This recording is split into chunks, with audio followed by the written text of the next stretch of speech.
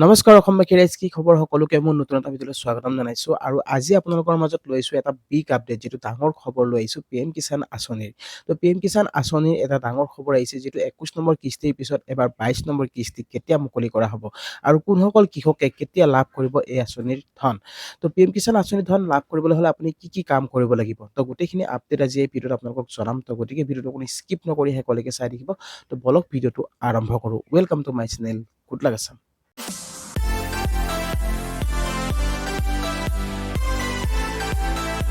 তো গাইছ আপোনালোকক যদি জনাব বিচাৰিছো পিএম কিষাণ আঁচনিৰ 21 নম্বৰ কিস্তিৰ পিছত এবাৰ যিটো 22 নম্বৰ কিস্তিলৈ অপেক্ষা তো আপোনালোকে 22 নম্বৰ কিস্তি এবাৰ কোনে কোনে লাভ কৰিব আৰু 22 নম্বৰ কিস্তি লাভ কৰিবলৈ হ'লে আপুনি কি কৰিব লাগিব প্ৰথমতে আপুনি কি কৰিব লাগিব চাওক আপোনাৰ যিটো পিএম কিষাণ আঁচনিৰ ধন বহুতো কৃষকে যিটো লাভ কৰিব পৰা নাই যদি আপুনি পিএম কিষাণৰ ধন মাজতে পাই আছিলে বা আপুনি এতিয়া যিটো নোপোৱা হৈছে তো তেনেহ'লে আপোনাৰ কি প্ৰব্লেম হ'ব পাৰে আপুনি কিহৰ বাবে যিটো পিএম কিষাণ আঁচনিৰ ধন লাভ কৰা নাই তো প্ৰথম কথাটো আপুনি জানিব লাগিব যে আপুনি যেতিয়া ডকুমেণ্ট জমা দিছিলে তেতিয়া আপোনালোকৰ বেংক একাউণ্টটো কি একাউণ্ট দিছিলে আপুনি বেংক একাউণ্টটো আপুনি চাই ল'ব আপোনাৰ বেংক একাউণ্টটো হ'ব লাগিব যিটো পোষ্ট অফিচৰ যিটো একাউণ্টটো হ'ব লাগে পিবিপি যিটো পোষ্ট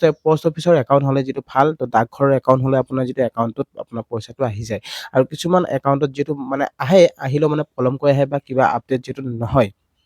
তো আপুনি প্ৰথমতে এটা পোষ্ট অফিচৰ ফালৰ পৰা এটা একাউণ্ট বনাই ল'ব তো সেই একাউণ্টটো আপোনালোকৰ পিএম কিষাণৰ একাউণ্টৰ লগত আপুনি লিংক কৰাই ল'ব ঠিক আছে তো সেইটো আপোনালোকৰ যিটো ইম্পৰ্টেণ্ট কাম হয় তো একাউণ্টটো আপুনি আপোনাৰ ঠিক আছে নে আপুনি সেই বস্তুটো আপোনালোকে ঠিক কৰাই লওক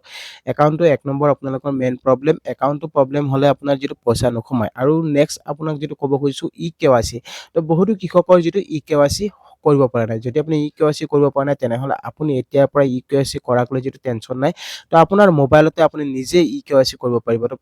প্ৰথমতে আপুনি এটা এপ ডাউনলোড কৰিব সেই এপটোৰ নাম হৈছে পিএম কিষাণ মোবাইল এপ তো পিএম কিষাণ মোবাইল এপৰ জৰিয়তে আপুনি আপোনাৰ আধাৰ যিটো আপোনালোকৰ কোনো ধৰণৰ ফেচ মানে আপোনালোক কোনো ধৰণৰ OTP দিব নালাগে ডাইৰেক্ট আপোনালোকৰ যিটো ফেচ ইডেণ্টিফিকেশ্যন মানে আপোনাৰ চেহেৰা দেখুৱালে আপুনি যিটো আপোনাৰ মানে পিএম কিষাণৰ আপুনি মানে কি যিটো KYC আছে সেই KYCটো আপুনি অতি সহজতে আপুনি কৰি ল'ব পাৰিব তো পিএম কিষাণ মোবাইল এপটো আপুনি ডাউনলোড কৰি ল'ব আপোনাৰ মোবাইলত তেতিয়া আপুনি সহজ হ'ব তাতে আপোনালোকৰ যিটো মোবাইল নম্বৰ দিব লাগিব মোবাইল নম্বৰ দিয়াৰ পিছত আপোনাৰ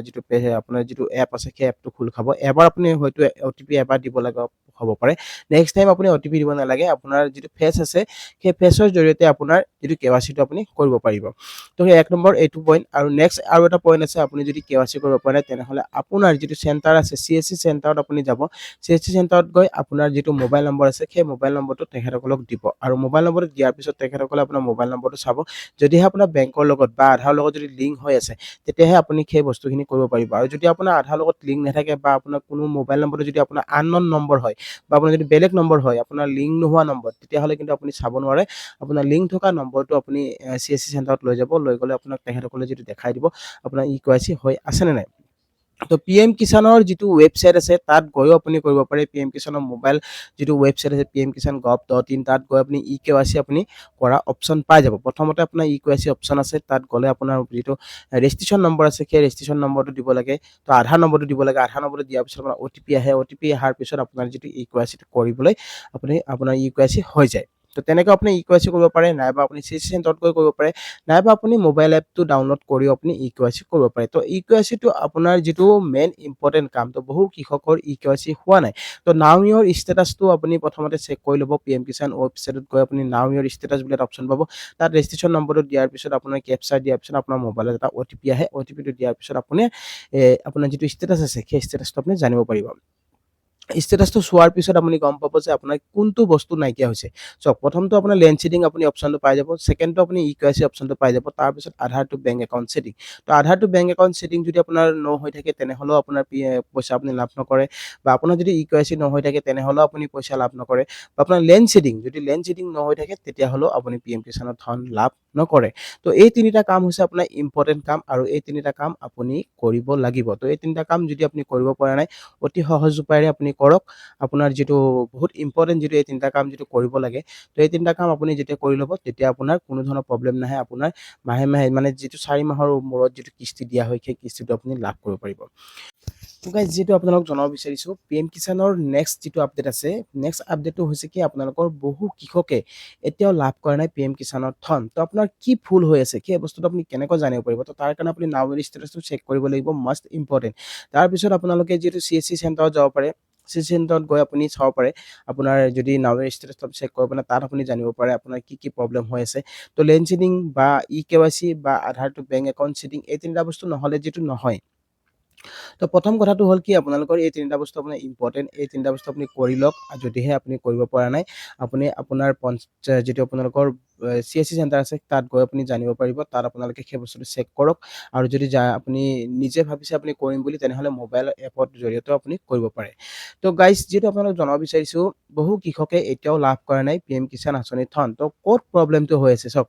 লেণ্ড চিডিংটো আপোনাৰ যিটো এতিয়া আপোনাৰ ইম্পৰ্টেণ্ট হৈ গৈছে তো লেণ্ড চিডিংটো যিটো আপোনালোকৰ মাটিৰ ডিটেইলছ বহুতে দিয়ে কিন্তু সেই মাটিৰ ডিটেইলছটো দিয়াৰ পিছতো আপোনাৰ ৰিজেক্ট হৈ যায় বা আপোনাৰ যিটো লেণ্ড চিডিংটো হৈ থাকে তো এতিয়াৰ পৰা যিটো মাটিৰ ডিটেইলছটো আপোনালোকক কি ধৰণে দিয়া হ'ব দিবলৈ কৈছে তো আপোনালোকে কেনেকৈ দিব লাগিব তো আপোনালোকে মণ্ডলৰ ওচৰত যাব লাগিব মণ্ডলৰ পৰা আপুনি ৰিপৰ্ট এটা লিখিব লাগিব আপোনাৰ কি মাটি হয় আপোনাৰ ম্যাদী বা আপোনাৰ তজি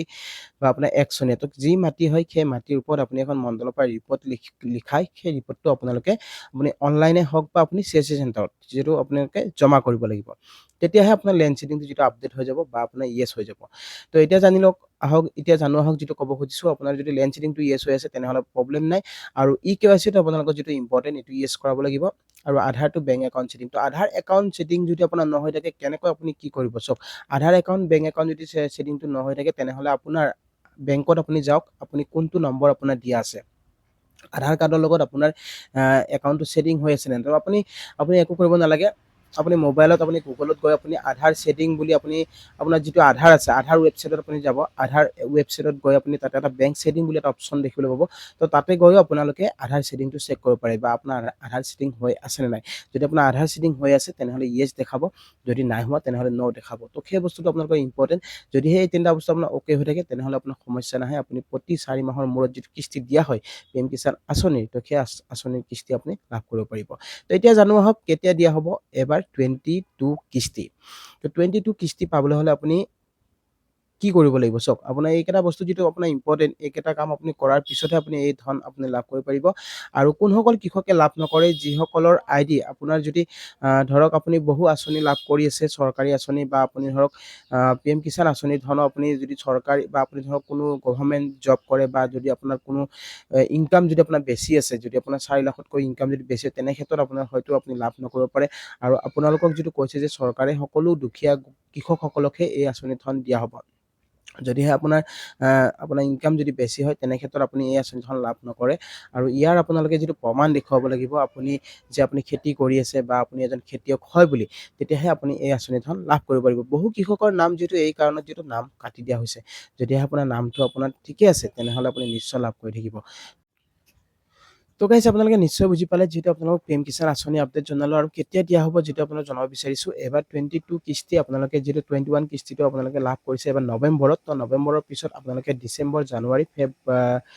ফেব্ৰুৱাৰী তো ফেব্ৰুৱাৰী লাষ্টত আপোনালোকে হয়তো আপোনালোকে এই কিস্তি লাভ কৰিব পাৰে এবাৰ 22 কিস্তি তো কোনসকল কৃষকে লাভ কৰিব যিসকলৰ KYC